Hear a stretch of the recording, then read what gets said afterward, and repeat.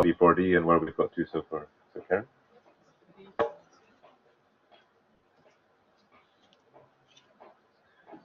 Well, good morning, everyone. We're here again, 9 months on. It's really good to see you all. Um, see you all again. And for the first time, we're live streaming. As Andy said, we sort of LD4D's grown beyond our expectations, and as a result of that, we've had to live stream. So we're hoping that people are. Hello, everyone. I hope there's somebody out there. And yeah. Oh. Looks like yes, it's coming through.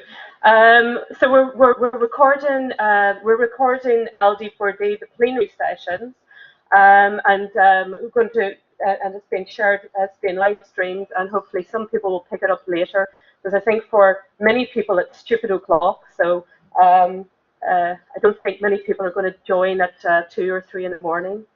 So my aim in the 2 minutes that I've got left in my time slot, it seems, is just to give you a little bit of background to LD4D. Why are we here and where are we going?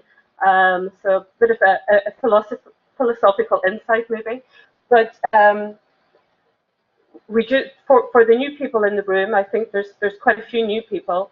We just want to set the scene and make you aware of why we're here and what we're doing, and also to remind some of the older folk, some of the stalwarts who've been coming along, remind you again of why we're here. Okay, so we're going to start with the challenge. The challenge as we see it is that there is a need for better data on livestock health and productivity. There's a recognition that that the data is very disparate and of varying quality. The data is largely uncoordinated. It's sort of located in various institutes and it's not really pulled together. We don't really know what's out there and how we can access it. So that's a role for LD4D to help try and fill that gap. There's also a lack of connection between the data users and the data suppliers. And we really see LD4 fitting into that space. In this room here, and hopefully on live stream as well, we have a mixture of participants. As Andy said, it's not been a completely democratic exercise in pulling you all together, largely because we've been trying to keep this meeting quite small. Our aim was to have around 30 to 40, and I think we've got 50 plus maybe 20 or so on the live stream. But the representatives we have in the room, we've got the Gates Foundation grantees, many of you are grantees, and the idea was really to pull you all together to talk about data quality and data challenges. We've got some economists, we've got some data scientists, we've also got institutions such as FAO, World Bank, OIE for the first time. You're very welcome, Paulo. And really to use the collective energy in this room just to try and answer some of the challenges that the data community has. So essentially, we're trying to become more than the sum of our parts. So individually, you're all wonderful Lego blocks, but together we can become a data monster. So I think a dinosaur was maybe not at 3 in the morning. I woke up and I thought, dinosaur, that's probably not the best illustration. So we're sort of working towards our own extinction, I guess. If we've done a really good job and we solve all the challenges, then that's the way we're going. So just to give you a little bit of background on the story so far, this is a relatively young community. It is a young community. BMGF funded SEBI back in 2016, and then we had an inception meeting in Rome in January 2017. So that was really the first meeting where we pulled a group of you together to try and think through what we're trying to achieve with this community. So data quality is really important, and already I'm having a difference with Andy because I'm saying the first meeting was actually in June 2017, and this is our third meeting. But anyway, we have to iron out our data differences. We had our first meeting in June in Edinburgh, and that was really to try and set a high priority task list for this community, to expand the breadth of the community beyond the inception meeting in Rome, so inviting a couple of more grantees, some more specialists, and to set a mission statement for LD4D. We had our second meeting in Hanoi earlier this year, 9 months ago, And this was really I saw that as really consolidating the community. We were starting to build a bit of momentum and see a vision for the community and a direction of travel. We developed some working groups, and we sort of set them in pace. And I felt anyway that there was a real will to make this community work. So I felt that was a very positive meeting. So this is just an indication of some of the organisations that attended the first meeting in Rome, and this is kind of where we're at now. So the community has grown. There's a lot more breadth and hopefully depth as well. I think it's really good to see so many different organisations represented within this community.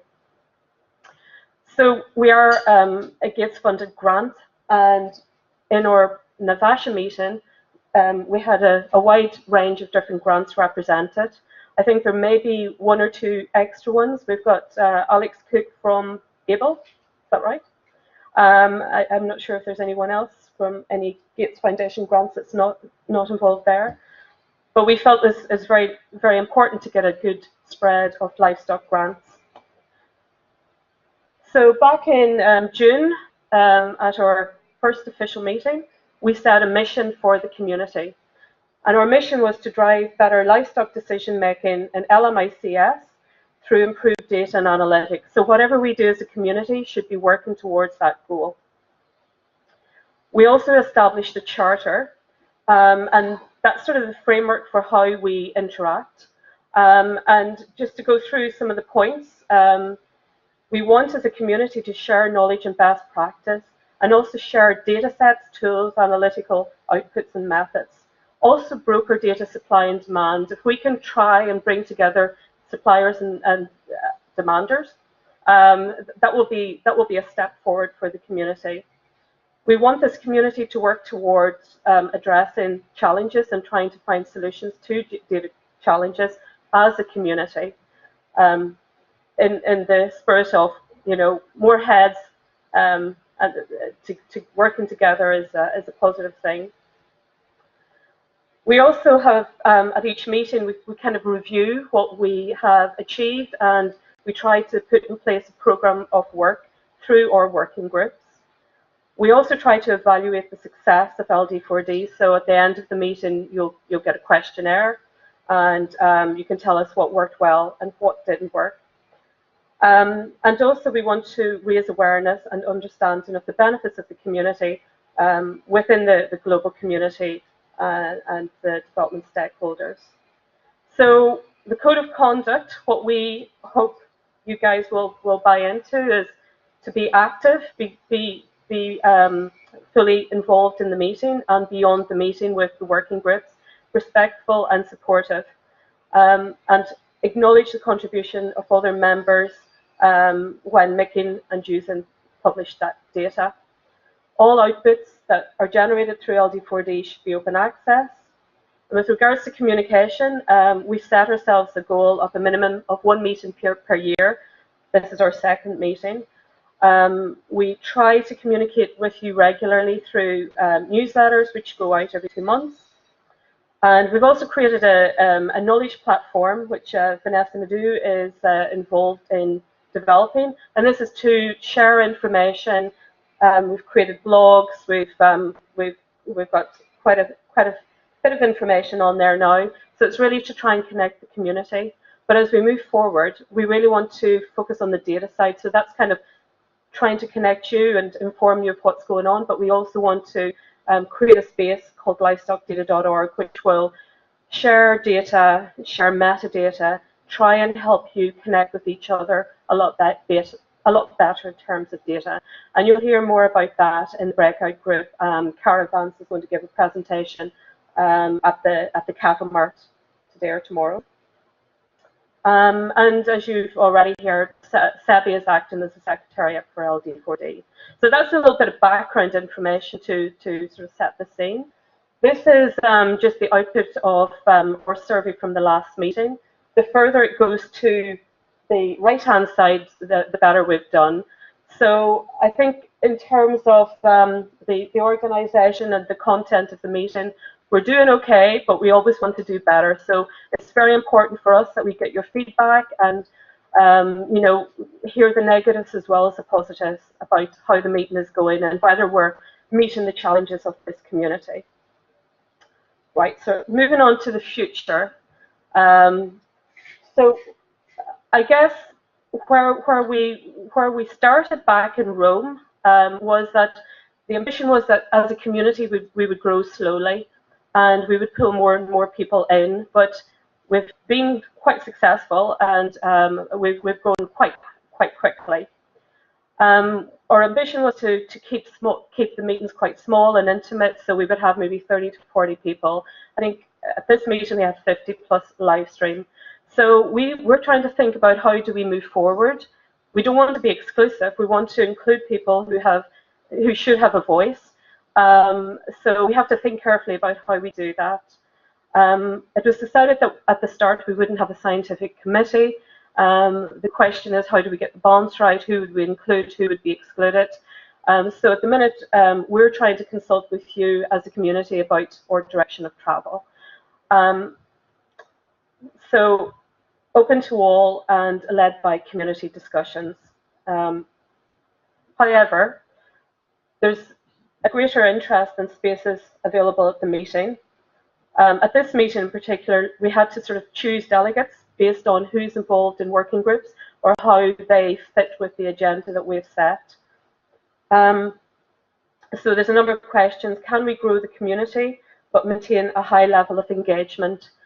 Because the meetings have been quite intimate and everyone's had a chance to speak to each other and meet and so on.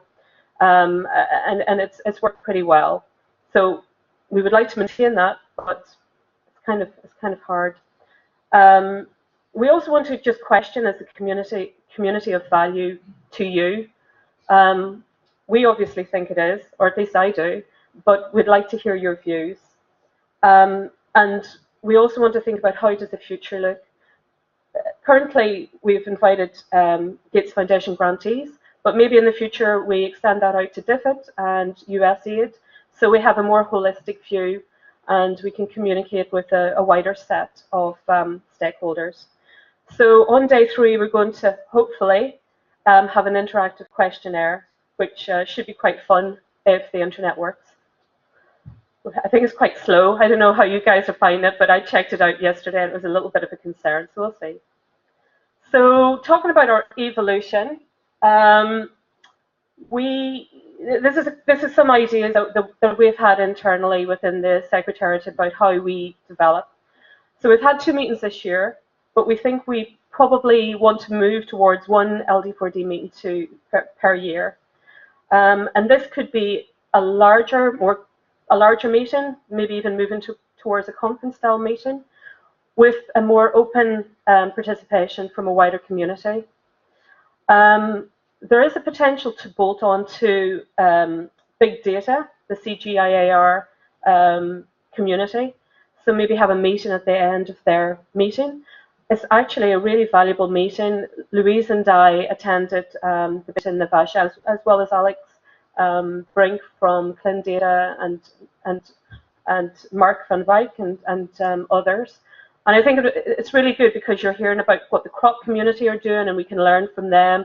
So, it's not just about big data, it's small data as well, whatever that is. So it could stimulate a lot more thinking and bring value to this community. So that's something to think about. As I already mentioned, we need to think about whether we expand it to other funders. I think we really need to retain the key features. I think a key component of this meeting is, as a community, we're identifying challenges. And also, we're progressing new and existing working groups, which is a key component of LD4D, and developing new ideas. As I mentioned earlier, we also want to develop this community data resource, livestockdata.org, which could be a central resource for the community. We've got some ideas about what we would put on it already, but we'd like to get your input as the meeting goes on. And we've had these working groups now from, I think, pretty much from the start, but we'd like to put a little bit more of an emphasis on it. So we'd really like you to sign up to working groups, and we want to consider what resources are required to really make those working groups work. Whether we need sort of supplementary meetings, webinars, whatever it is, really to drive forward the challenges. So just a quick slide now on progress since Navasha, just to waken you all up, in case anyone was sleeping. So we've been progressing our work on key facts. There's some key facts in the corner of the room on the table. This was a piece of work that Gareth Salmon has been pushing forward for us, and it's been a very successful product for LD4D. We looked at commonly used facts within the community, and we traced them back to their origin and just sort of exposed how shaky the data was that they were based on. So we had a webinar earlier this year where we presented some of the key facts, and we had 80 viewers on the webinar, which was pretty good. That was our first webinar, and we've had 500 downloads of the key facts.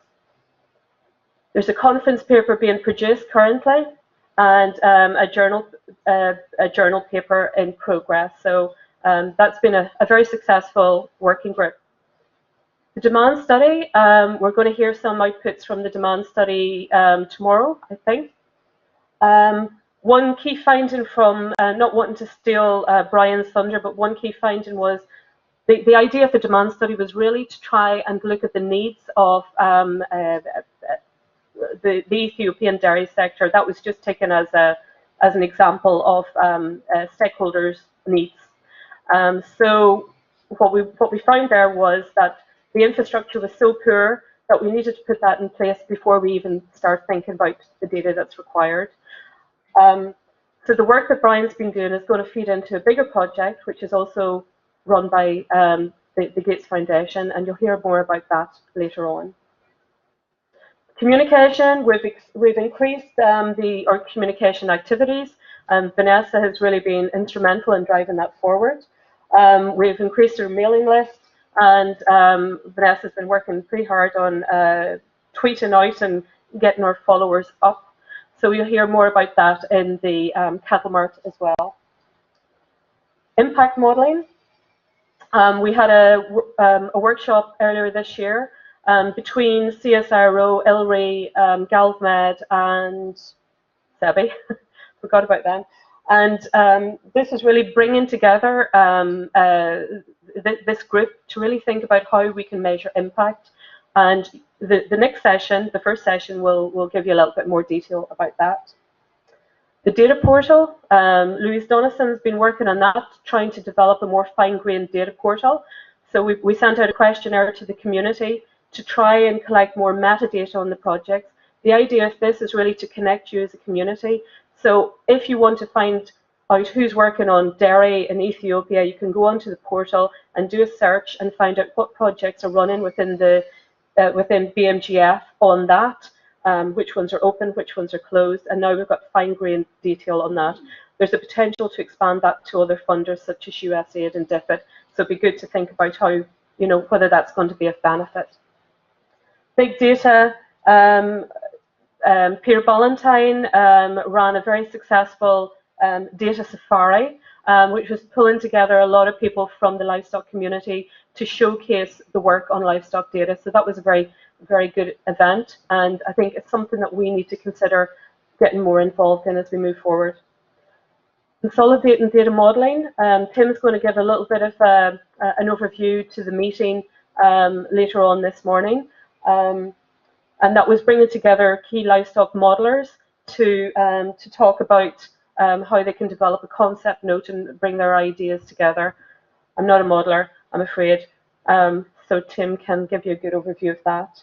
And then live gaps. I think we're going to have a session in the cattle mart on that, and that's an initiative that's run by CSIRO, and looking at data gaps and how we can communicate through interactive apps, productivity gaps. Okay, coming on to the last slide. You can see Alan in the corner of my eye, pacing around nervously. When is she going to finish? So really, it's just to give you an overview of how this meeting is going to work. So, you're going to be presented with a lot of information over the 3 days. We want you to absorb and process all this information and really think about what is coming out, what are the challenges that we really need to think about. So you'll get information from the session discussions, from the cattle marts, which are the breakout sessions, which hopefully you will be participating in. As a community, we want everyone to have a voice and get involved. Discussions over dinner, coffee, lunch, beer, whatever, and some of the working group outputs. So that all goes into the meeting grinder. See what I did there? cheesy jokes are here. And it'll be processed, and then that will result in working group discussions at the end of each day. So, if something really interesting comes up, you can form a working group and discuss about it. And then, resulting from that, we'll either consider setting up new working groups or maybe produce other outputs, maybe a paper or what have you. So that's kind of it. Hopefully that's given you a useful overview to LD4D, what we're achieving. I hope you all have a great meeting. It's generally quite a fun meeting, interactive, not too heavy. So please enjoy, and let's see where we go from here. So thank you very much. Great, thanks, Karen. Okay, I'd like everyone to stand up and to join me at the back of the room, and we're going to have a little bit of